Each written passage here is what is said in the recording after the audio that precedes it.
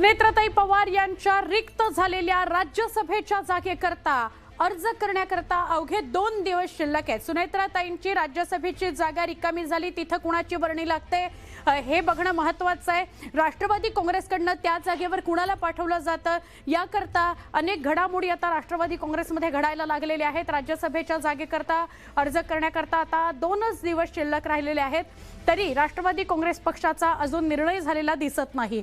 राज्यसभेचा अर्ज 8 जून पर्यंत दाखल करायचा आहे, तरी राष्ट्रवादी काँग्रेसच्या निर्णयासंदर्भात अजून काहीही किंवा चर्चेसंदर्भात अजून काहीही गोष्टी समोर येताना दिसत नाहीत, नावं समोर येताना दिसत नाहीत। या जागेकरता सुबोध मोहिते, अविनाश आदिक, मंत्री छगन भुजबळ, प्रमोद हिंदुराव अशी नावं चर्चेत आहेत।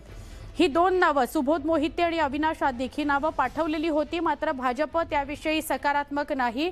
आमच्या प्रतिनिधी प्रणाली कापसे यांना आपण अधिक विचारूया। प्रणाली, काय अपडेट?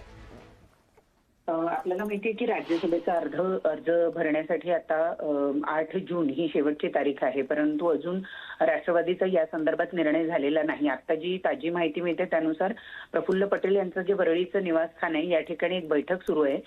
त्या बैठकीला पार्थ पवार, प्रफुल्ल पटेल हे उपस्थित आहे।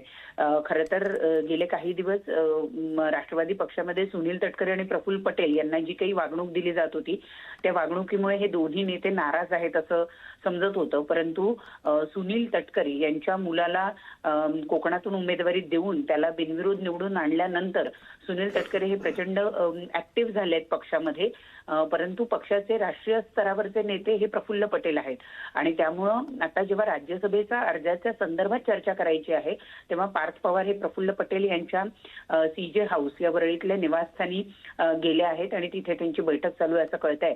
खरं तर राष्ट्रवादीकडून 2 नावं सुबोध मोहिते आणि अविनाश आदिक ही 2 नावं आधी पाठवण्यात आली होती असं कळत होतं, परंतु त्याला भाजपनं विरोध केला होता। त्यानंतर आता आणखी 2 नावं चर्चेत आहेत, ती म्हणजे एक छगन भुजबळ आणि दुसरं हिंदुराव, प्रमोद हिंदुराव। आता या नावांपैकी काही एखादं नाव फायनल होतं की दुसरंच कोणीतरी नवीन नाव पुढे येतं हे बघणं महत्त्वाचं ठरणार। नक्की नक्की प्रणाली, धन्यवाद माहिती दिल्याबद्दल।